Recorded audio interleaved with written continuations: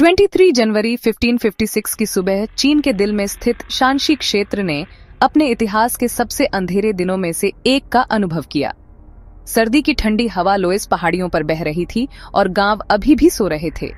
लोग जैसे वे सदियों से करते आ रहे थे, लोएस मिट्टी से बने या उसमें खोदे गए घरों में रहते थे। ये घर सर्दियों में गर्म, गर्मियों में ठंडे रहते थे और इन्हें बनाना आसान था। हालांकि लोएस ने जीवन आसान बना दिया था, उसकी कमजोर और नाजुक संरचना में एक बड़ा खतरा छुपा था।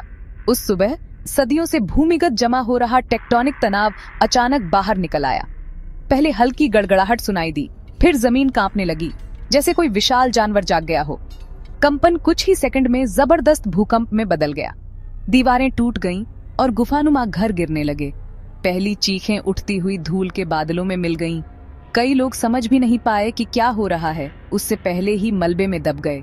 लोएस की गुफाएं कागज की तरह फट गईं, पहाड़ों की ढलानें टूट गईं, जमीन फट गई और कुछ इलाकों में कई मीटर गहरी दरारें बन गईं और कुछ नदियों ने अपना रास्ता बदल लिया। भूकंप सिर्फ शांशी तक सीमित नहीं था, यह एक बड़े क्षेत्र तक फैला, जिससे शांशी, हेनान, गांसू, हेबेई और शानडोंग भी प्रभावित हुए। सैकड़ों किलोमीटर लंबी फॉल्ट लाइन के साथ शहर तबाह हो गए। मिंग वंश के आधिकारिक रिकॉर्ड में लिखा है, धरती ने एक ड्रैगन की तरह मरोड़ खाई और आसमान की ओर उठ गई। आकलन है कि इस भूकंप की तीव्रता 8.0 थी। लगभग 30,000 लोगों की जान गई। यह आंकड़ा सिर्फ चीन का ही नहीं, बल्कि पूरे मानव इतिहास में सबसे ज्यादा भूकंप से होने वाली मौतों का रिकॉर्ड है। बच गए लोग आफ्टर शॉक और सर्दी के डर के साथ जिंदा रहे। आपदा के तुरंत बाद गांवों में सन्नाटा छा गया। लोग अपने घरों में जाने से डरकर रात को आग के पास बाहर सोने की कोशिश करने लगे। भूख और बीमारी तेजी से फैल गई। भूकंप ने सिर्फ इमारतें ही नहीं, बल्कि खेत भी तबाह कर दिए थे। पानी गंदा हो गया, खेतों में दरार आ गई, रास्ते भूस्खलन से बंद हो गए।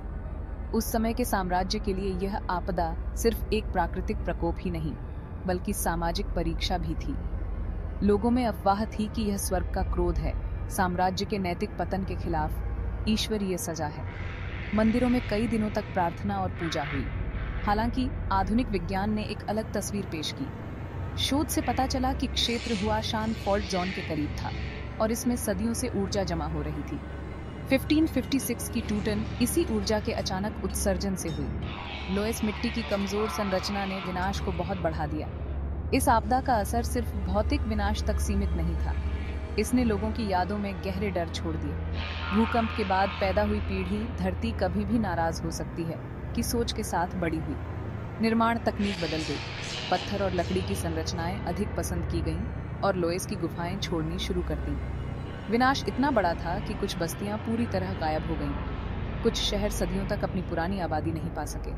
सड़कों, पुलों और दीवारों का पुनर्निर्माण दशकों तक चला। बचे लोगों की कहानियों ने आपदा की व्यापकता को और स्पष्ट कर दिया। एक गांव की महिला के मुताबिक, जब भूकंप शुरू हुआ, वह अपने घर के दरवाजे की ओर भागी और जैसे ही वह बाहर आई, उसके पीछे की छत गिर गई। उसने अपने परिवार के बाकी सदस्य मलबे में खो दिए। एक अन्य गवाह ने बताया कि उसका घर पूरी तरह दब गया था। उसके पड़ोसियों ने घंटों बाद फावड़ा और कुदाल से उसे बाहर निकाला।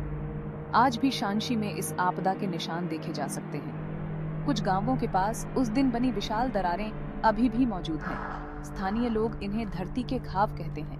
कहानियां पीढ़ी दर पीढ़ी सुनाई जाती हैं, क्योंकि इस भूकंप ने सिर्फ एक दिन नहीं, बल्कि पूरे क्षेत्र की किस्मत बदल दी। वर्ष 1556 शांशी के इतिहास में एक अहम मोड़ था और उस दिन से रात में सितारों को देखते हुए बच्चे ने हमेशा अपने बुजुर्गों से एक ही बात सुनी, धरती सोई थी, लेकिन उसने हमें कभी भूलने नहीं दिया। अगर आपको इस ऐतिहासिक आपदा की कहानी रोचक लगी तो मेरे वीडियो को लाइक करना, चैनल को सब्सक्राइब करना और अपनी राय कमेंट्स में जरूर शेयर करना न भूलें। इतिहास में कौन सी घटनाएं आपको सबसे अधिक प्रभावशाली लगती हैं? कमेंट्स में मिलते हैं।